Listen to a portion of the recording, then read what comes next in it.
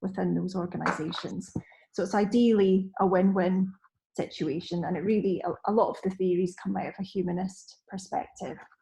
I'm also a coach, as Izzy mentioned, so I coach people within the workplace, and it's often about things like leadership development, it might be about career progression, it might just be about challenges that people are facing within the workplace. But I often come from that developmental perspective. So although there might be specific issues that people are coming with, it's usually something about within them that they can develop and change to get more of the results that they really want to get. And my background's in learning and organisation development, so I often work with organisations that are experiencing lots of change. So some examples of work I've done is I was head of learning and organisation development for 3 London boroughs, working within their adult social care department, and I was working with them to bring together social care and health more closely. So the type of work I do kind of spans quite broad areas.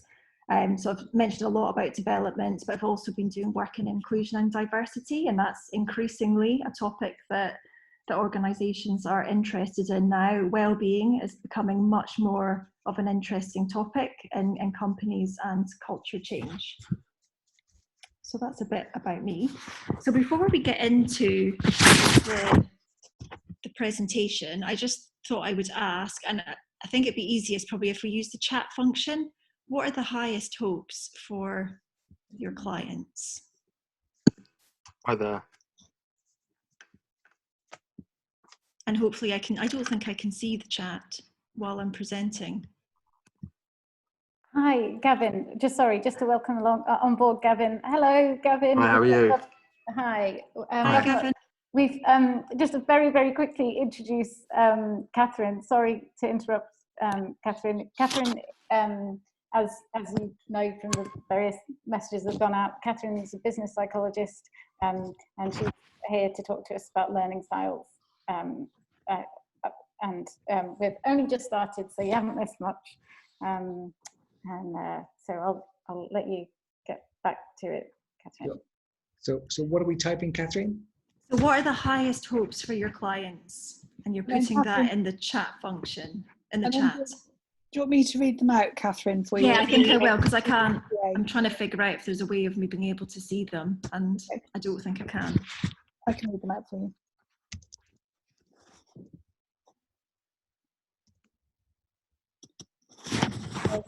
To find a happier future. So happier future. For them to achieve their goals and aspirations. Yeah. And for them to feel good about themselves. Okay. And for them to feel content with who they are. Okay, so lots about happiness, lots about, I guess, maybe self-acceptance in there. Having a happier life. Any more? Yeah. And to give them more autonomy. Okay. Engagement and awareness. Okay, so autonomy also maybe sounds like maybe more awareness of choices that they have, so they can live the life that they really want to have. They enjoy an optimal life quality. Okay, it's quality of life.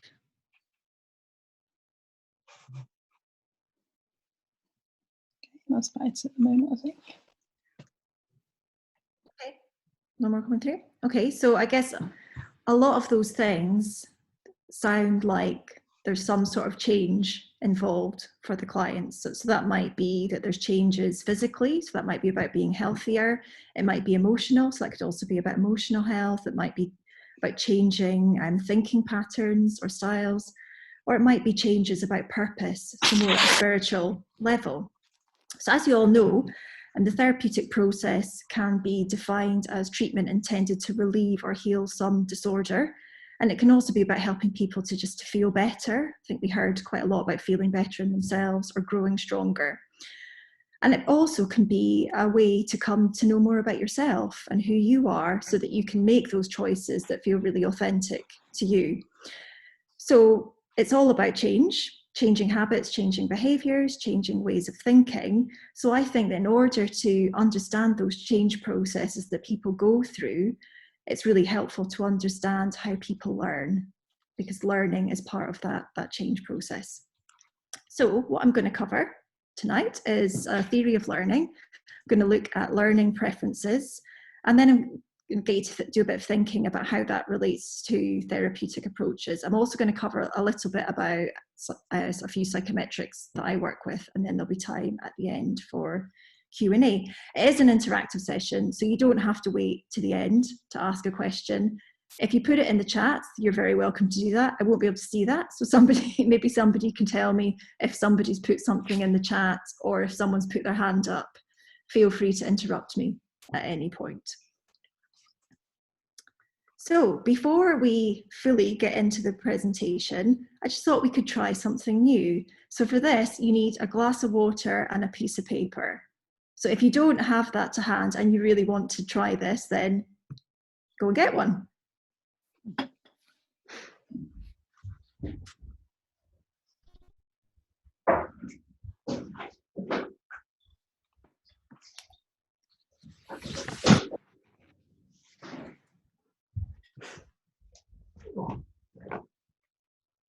Cool. Has that given people enough time? Yeah, I'm still going. Yeah. Do people need a few more seconds? I can't see everybody's faces on the... Couple more seconds. All right, okay. Just let me know when everyone's back. Alrighty.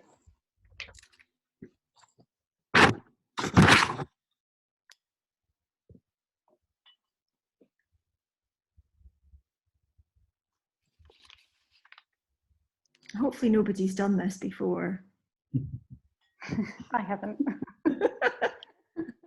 Yeah.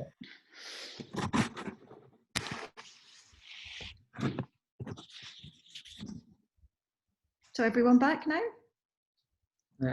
Almost. Wait for Okay. Mark. He's gone to get it out of the well. Yeah, just give me a glass of water. Oh, perfect. And then I got downstairs and then my wife decided to chat to me and I thought I had to be kind of politely rude.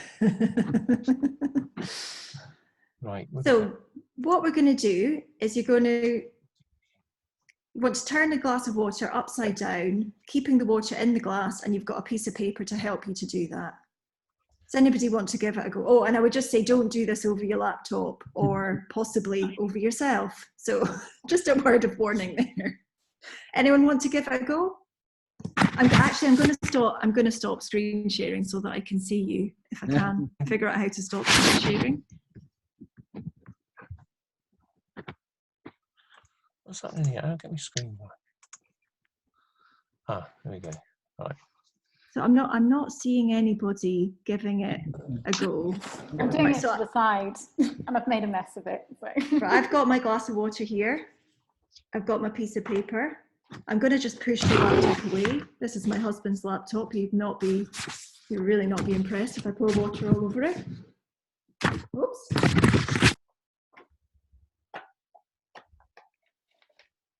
I'm just going to flip it upside down and hope that this really works. Ta-da! Right. Oh. I reckon that's some kind of sticky paste. I should have just done it. No, it was just a regular piece of paper. I could probably find another piece of paper and... That's awesome, it works. Did it work for you? Yeah. Oh, it's really trying to escape. I think I put too much water in. I've got a few wet patches in front of me, but Brilliant.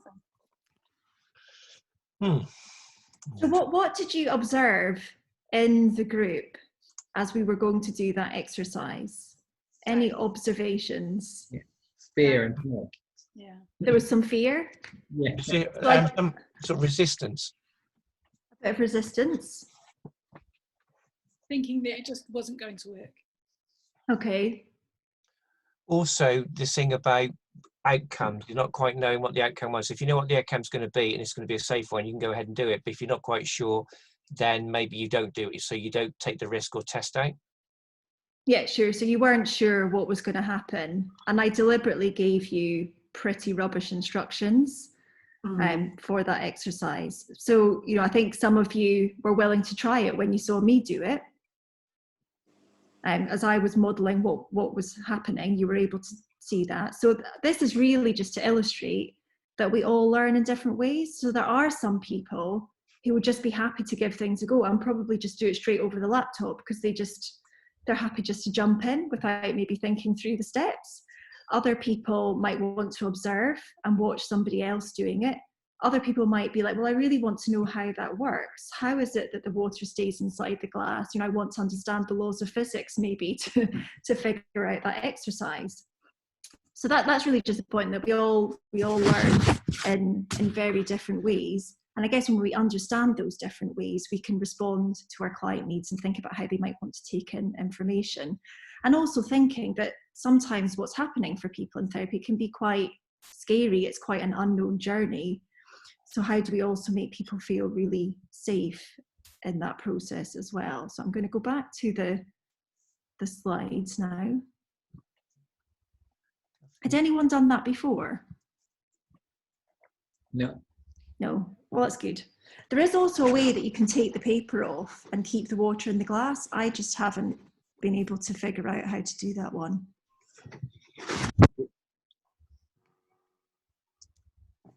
So to give you a theory of learning, this is Kolb's learning cycle, which you might be familiar with, you might have come across in various training courses that you might have done.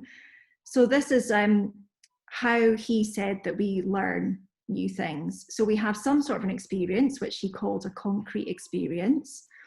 And then there's some reflective observation. So we review or we reflect on that experience. And then something called abstract conceptualization happens, which is we draw some conclusions or we learn from the experience that we've had. And then we have active experimentation. So we then plan and try out what we've learned. Is anyone familiar with this model? No, not seen it before? Yeah. Okay. So we can also think about our preferences within this. So within this model, this cycle, we have a preferred area for operating. So if you think about, I've drawn quadrants. So the different quadrants are, first of all, there's reflector. So these people, they really prefer to have that observation, and they might use their imagination to think about how to do something new. Then we've got the theorist. So they like ideas and concepts. They can be very logical and they like a good explanation. So they really want to know the theory of why something is going to work. Then we've got the pragmatist. So they like to experiment with new ideas and find practical uses for ideas and theories. So they really like to think about how they're going to apply things in their life. If they can't see the practical application, they're not very interested. And then the activists are those hands-on people, and they might just go with their intuition rather than logic. So we think about how we can support those different learning styles. Well, for the reflector that really likes to observe, watch, and use their imagination, thinking about visualization is a good one for them. They might like to get some feedback because they might want to reflect on that feedback. Journaling is a really good thing for them because that really stimulates that reflective piece for them, and they might want to think about different stories. And for theorists who are much more logical, they want that explanation. Obviously, providing the underlying theory is really good for them to work and why. They might want some statistics, they might want to know the evidence of why things work, they might like quotes. And maybe they want to have book recommendations because they might actually want to go and read up on the thing it is that you're working with them on. Then we've got the pragmatist, so they want that practical application. So helping them to think about how they're going to apply it within their own life, maybe discussing examples of where they can try it out, and maybe thinking about case studies of other people. So then for the activist, it's really thinking about how you're going to help them to give it a go. So it might be, can you find ways to actually let them try things out in the session? Maybe role playing is also a good option for them. So what I was thinking now is we could get into breakout groups, if that's going to be a good option, and just think about a client and think, without obviously breaking any confidentiality, which learning style they are and what gives you that impression. And then also to think about how you could use the theory to support your clients. Is breakout groups an option that we can use? Yes. So we've got 1, 2, 3, we've got 12, haven't we? Oh, So no, maybe 4 groups? 4 groups. All right then. Liz, are you all right putting everyone into breakout rooms? Never done this before. And I'm going to stop sharing because I can put the questions. I mean, if it's easier just to stay as one group, I think we can just stay as one group and have a chat. It's just to give people a bit more opportunity to chat. I'll write the questions in the chat function. Quite nice as a big group, if that's okay, Catherine. If that's Yeah, sure. because we can all be. So the first question was, think about a client. What learning style do you think they are and why? So there you go. Any thoughts I had some on any clients? that resonated actually when you said about the asking for book recommendations, because I did have a client that that actually suggested that I had book recommendations on my website, and it was really important. You know, that was something that it was almost like towards the end of our sessions when she was really she'd made a lot of progress and was kind of, you know, kind of where she wanted to be really. It was almost what she wanted to take the process forward on her own. So yeah, that was so then I guess she was, what's that, theorist? Yeah. Yes, yeah. Yes, my therapist has a whole wall full of books with multiple copies. I mean, he's been in it for a long time. He's in his 70s. And it's quite good that you can borrow a book from him. So, you know, I guess that's something that, you know, you could think about building up over time. You know, I think that's a lifetime of his books he's got collected up. Wow, that's awesome. Yeah. That's an amazing bookshelf. Yeah.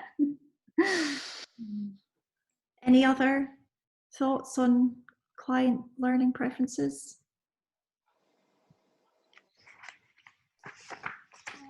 I work through the medium of art, so just about everybody I work with is an activist, I guess, a hands-on. I am too, so I don't fit very well in the other category, so maybe that's why we click. Yeah, so I guess it's also interesting to see who you attract. So maybe you attract a particular style of learning, and even understanding that, I think, can help you to make sure that you attract the right clients. I mean, something I use sometimes in coaching is Lego, because it's really amazing to help people to articulate things that they find maybe difficult to express, but they build a little Lego picture and with little Lego people, and they can somehow express some challenges that they couldn't otherwise say. Or plasticine or Play-Doh or something like that. It's a good one for that too. It's interesting because just this clicked with me, because I think when I've been working online with groups, maybe I try to work a little bit more for people who want references. You know, I use whatever I'm showing. If it's a piece of art or something, and if it's a Picasso, it's like, okay, well, this is the blue period for this reason or whatever, where if we were face to face, probably wouldn't do that. It would just be like, what is this, you know, what is this photo, what does this image say to you? Or how do you want, you know, does this make you feel like you want to express yourself in a similar way or a completely opposite way? Where when it's online, I feel like I have to kind of put things into context more. I don't know why. Yeah, that's what, like, online, it's hard, isn't it? Because you haven't got that same relationship or feedback with people.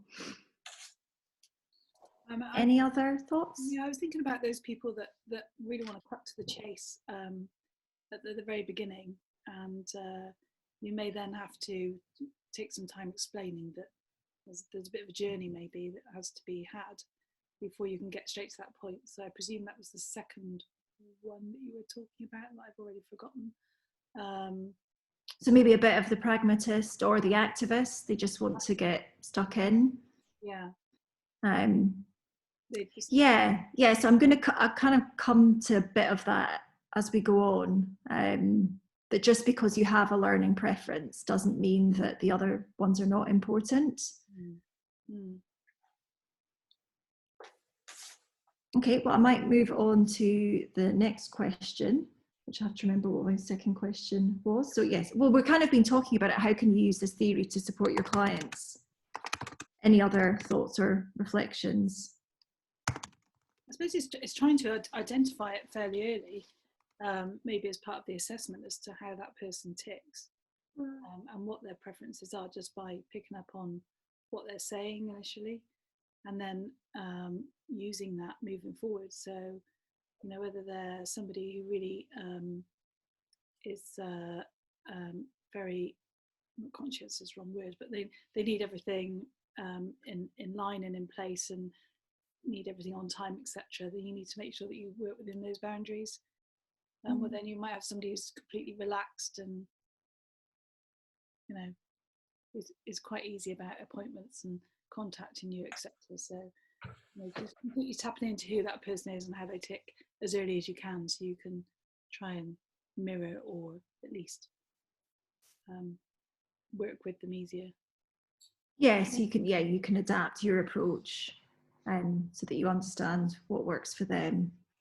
I guess kind of knowing what they are and kind of having a better understanding about what style they prefer. You have a more informed choice about whether or not to deliver it in that style, or withhold some things, or to make them try it as something different. So you have that kind of more of a control of that.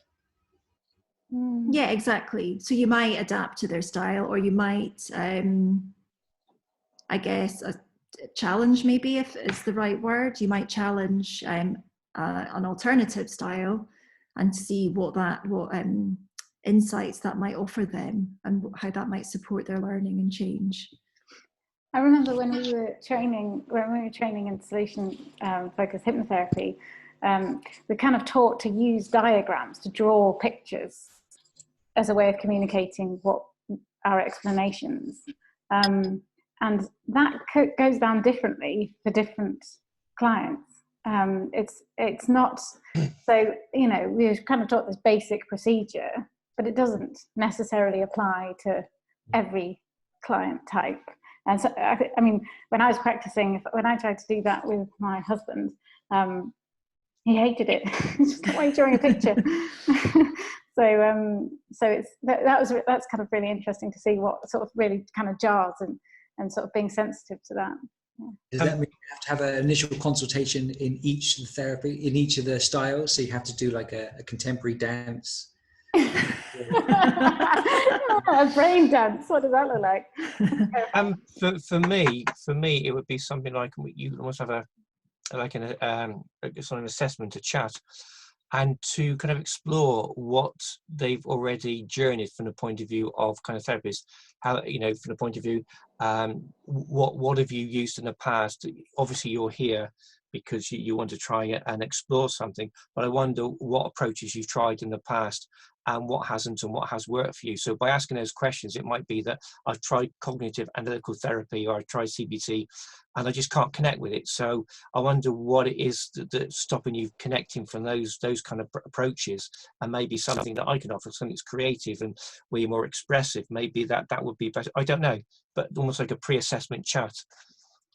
Yeah, absolutely. Yes, I mean, it's great to know what's worked for people before and what hasn't. And I guess there's also sometimes timing is everything, isn't it? So, you know, you might try one thing at one point, and then a later point in your life, you're ready to do something different. I'm also just noticing, Paula, you've put in the chat, I get a lot of theorists in my groups, the ones that ask, so what, which is a different style to mine, so adapting and being aware. Yeah, so it can be, I guess we always tend to think through our own lens, don't we? So, it's also thinking, well, that's maybe not my preferred style, but how do I adapt to incorporate that? So maybe I do need to bring more of the theory in, or I do need to provide references, etc. Yeah. A lot about stats, references, quite a lot actually. And for me, it's about making that engaging, because I don't enjoy listening to stats. So sort of trying to make it a bit more interesting. Yeah. So sometimes we have to challenge and push ourselves to work in our less preferred style too.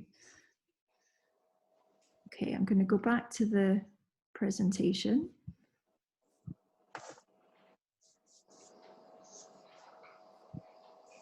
And hopefully you can see that again.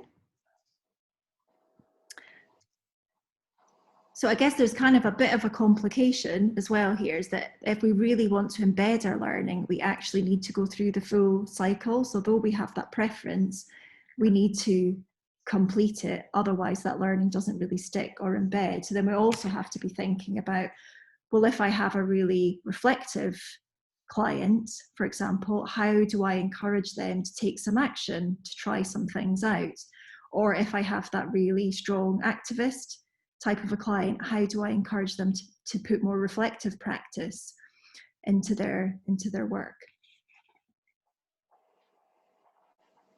So I'm just going to show this very quickly and just ask you what you can see. So again, in the chat, just tell me what you saw.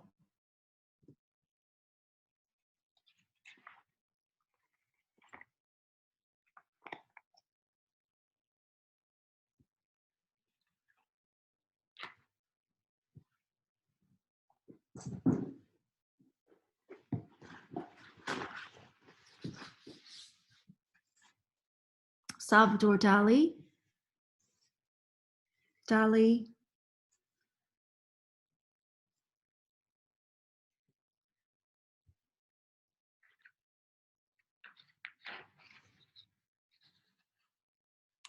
Any more?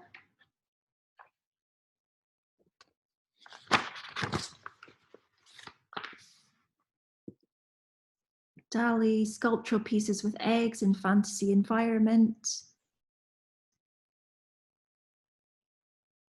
A horse, browns, creams, reds, fantasy.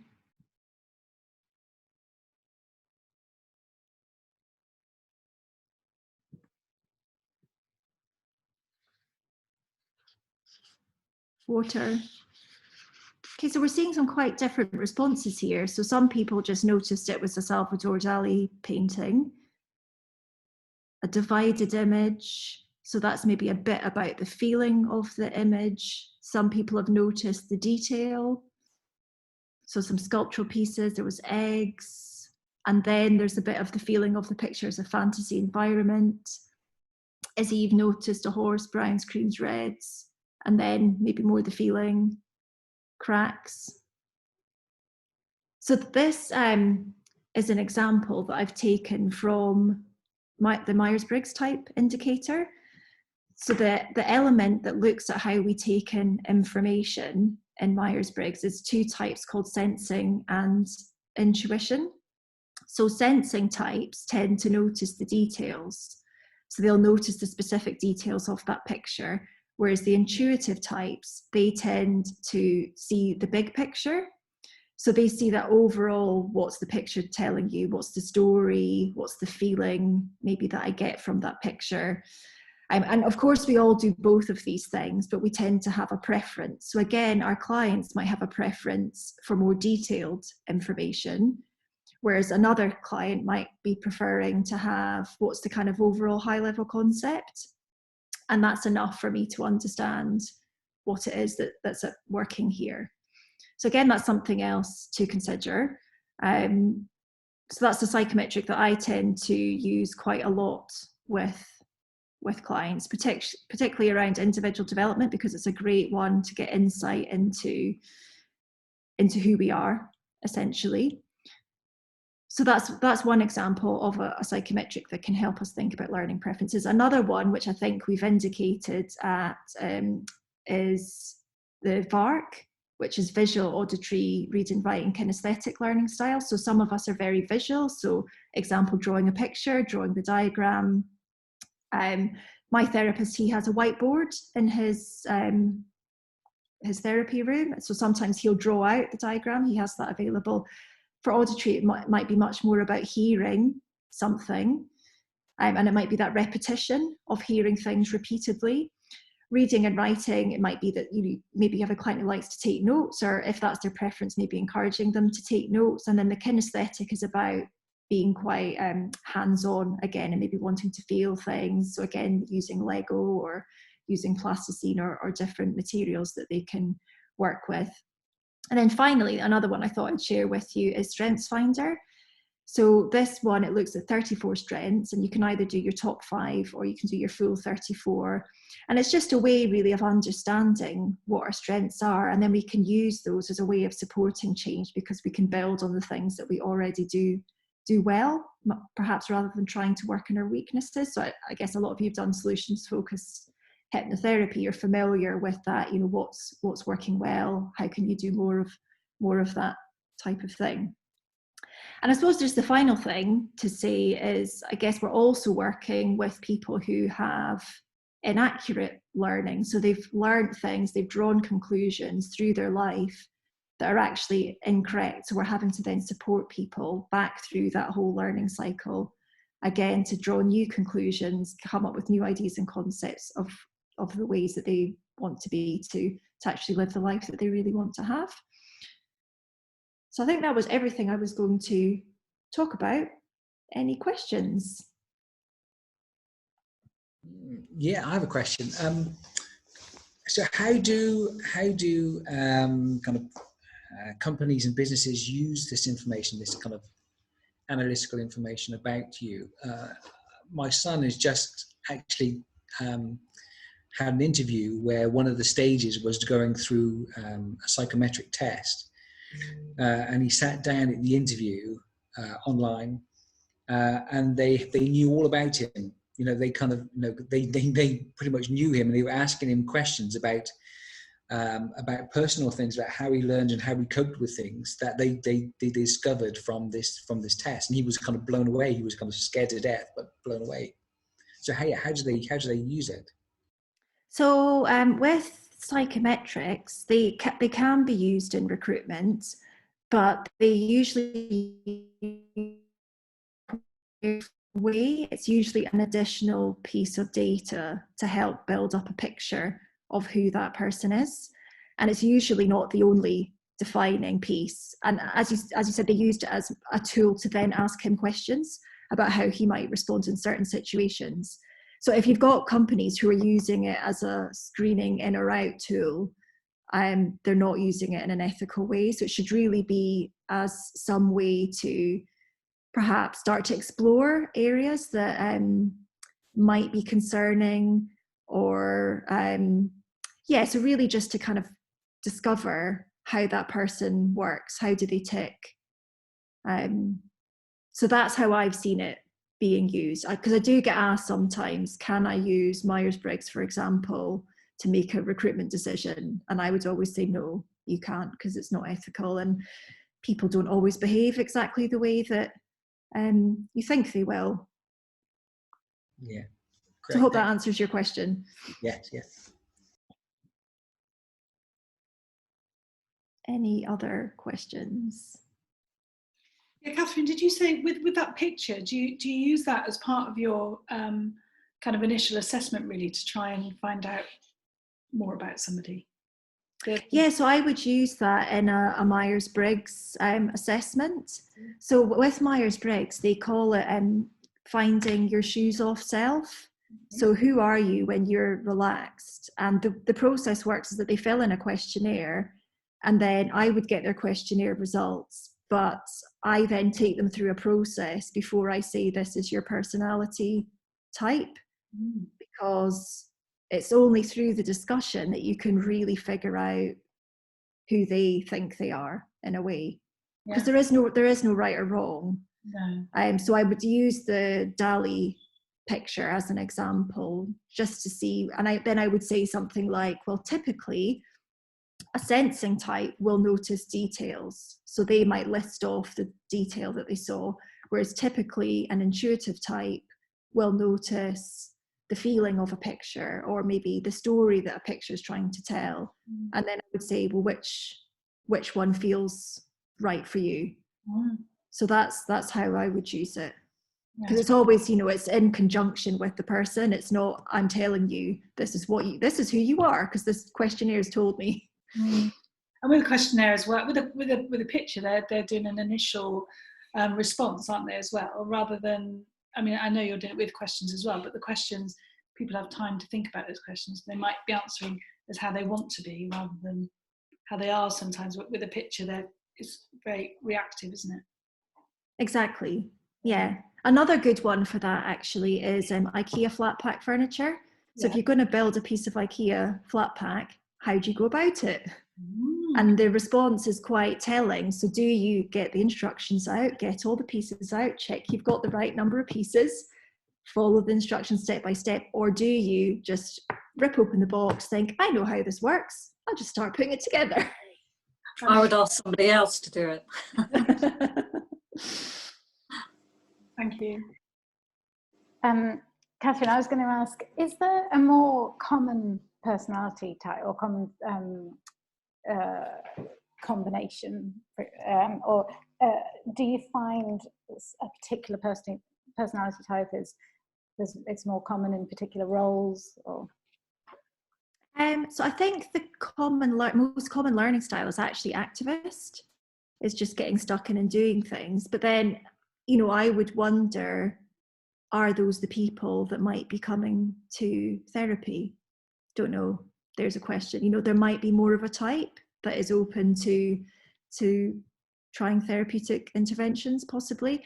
And then in terms of other personality types, I think workplaces promote a certain type. So in terms of Myers-Briggs, I would say that a lot of workplaces promote a more extroverted type. They, depending on the organization, so probably like something like a law firm might promote more of a sensing type, whereas say like a creative agency probably wants the more intuitive type. Then most organizations go for more of a thinking, rational type of person than a feelings driven type of person. Quite often feelings and emotions are not that welcomed in the workplace, and often more of a planned. So in Myers-Briggs, we call that judging versus perceiving. So the judging type is the very much, I make a plan, I follow my plan, I deliver my plan, and the job is done. Whereas the perceiving type is, I take in new information, things emerge, I might start going one direction, I change my mind, and then I go a different direction. So I think there's that kind of dominant type within workplaces. And I think that's probably even true for, it's actually especially true for the NHS. I don't know how, I know some of you have worked in the NHS, but that they're definitely more on the get things done side than let's really value and appreciate people and make people feel really welcome and valued, having done a lot of work with the NHS. But although the NHS is also brilliant, just add that.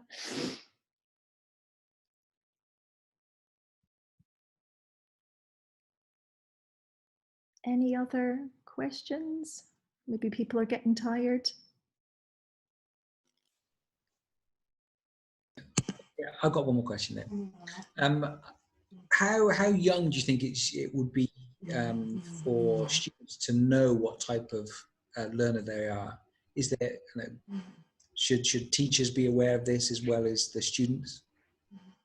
Yeah, I think it's really good for teachers to be aware of it. There's often, with a lot of theories like Myers-Briggs, and I certainly know in transactional analysis, there seems to be this magic number 7, that from age 7, there's a bit more awareness and personality is a bit better developed.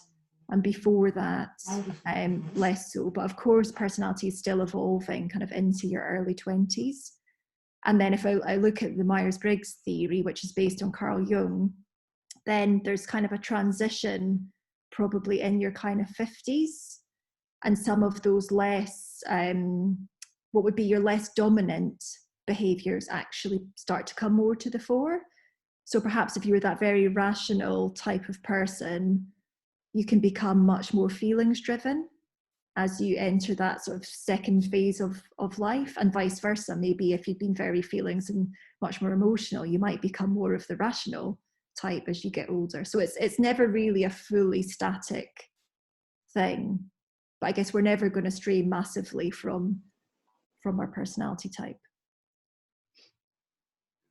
Thanks. Thank you so much, Katherine. That was awesome and really informative and just really interesting. And I know that I learned stuff that is going to affect how I work, and I'm sure that many of the other members did too. Thank you so much for your time. Yeah, brilliant, nice one. Thank you. Well, actually, one thing I did have on a very final slide is that you can actually get the Learning Styles questionnaire for free online, because so with Myers-Briggs, I wouldn't really recommend the online internet versions, whereas there is, maybe, shall I put it in the chat? That might be really, the easiest, that'd be really easiest way. Yeah, nice one. Thank you ever so much. And then, yeah, nice one. Or do you want me just to give it to you and then you can share? Yeah, give it to me. Because I think it's going to take me too long to find it. Yeah. That's absolutely right. That's right. Yeah, hand it to me. I will put it on the website. It will, and then I will somehow let everyone know where it is on the website. But I'll put it on a forum or something. And yes, thank you ever so much for your time. Thank you. Thank you, Katherine. Nice to meet you all, and all the best. Good to see you. Thanks very much. Bye. All right, so we've got a little bit of time left. I know that Deborah, you wanted to have a little bit of a look through the website. So what I thought we might do is get Tony to share his screen, if you can, Tony. I can do that. And we'll just have a little bit of a walk through the website. So for the members, this is hopefully going to be quite helpful to point out certain things, functionalities that you might not be aware of, or that you just a little bit of a guide through how to do it. And for any non-members we've got here, it's just a bit of a look around the behind the scenes of the website, if you like. Essie, I'm going to have to go. I'm afraid it's Bonnie. Oh yes, no worries, Bonnie. Okay. Lovely to see you. Take care. All right, thanks then. Bye. Bye. Right. So the events forum. Tony, do you want to take us to the events forum? So we're going to become a member. Forum. Oh, sorry, members forum.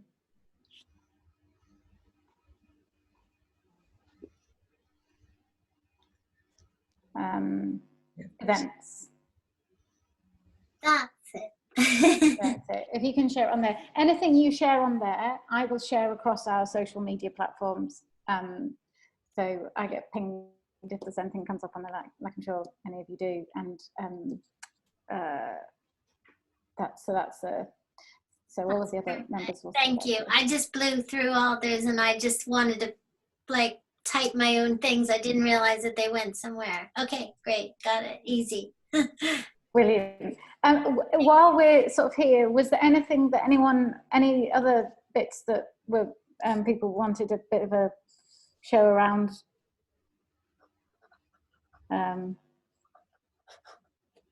No.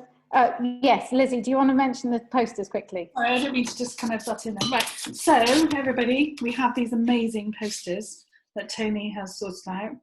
I don't know if you can see them very well there. So this is for choice therapies. So under here, at the bottom it says we can help with that. Scan the code to find out how.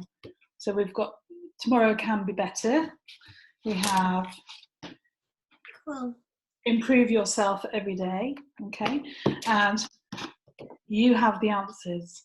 So, and within that is obviously one of these QPR. Is it called? QR. What's it called again? Yeah, the football team. Yeah, outrageous. And you put it up, and then as you do that, choice therapies it leads into Choice Therapy's website. So I don't know about you lot, but I think it's an amazing idea. So we've got quite a few of these. So if anybody would like some, or you think of somewhere where you think you could put these, and somebody would allow them because of COVID touching things and all the rest of it, then feel free to let us know. We can get some sent to you, and we can get this. We thought, you know, with the COVID and not touching things, these are a better idea than posters and stuff, and leaflets and business cards. People just scan it and away they go. But they're A4, and we've got bigger ones as well, and they're quite shiny, aren't they? So they're not laminated, but yeah, fancy, lovely colour. Yeah, they're cool. I can take some. They won't go up for 2 weeks, but you can send them a slow mail. I'll take some because my building will. I have a really nice place to put them. Oh, brilliant! If you can let us know your where to post them. Yeah. Okay. I'll send an email. It's at the bottom of my email. Okay. Oh, brilliant! Oh, well, we probably already got them. Yeah. So, anything else that anyone wants to have a quick look through on the website? Anything else that you want to find?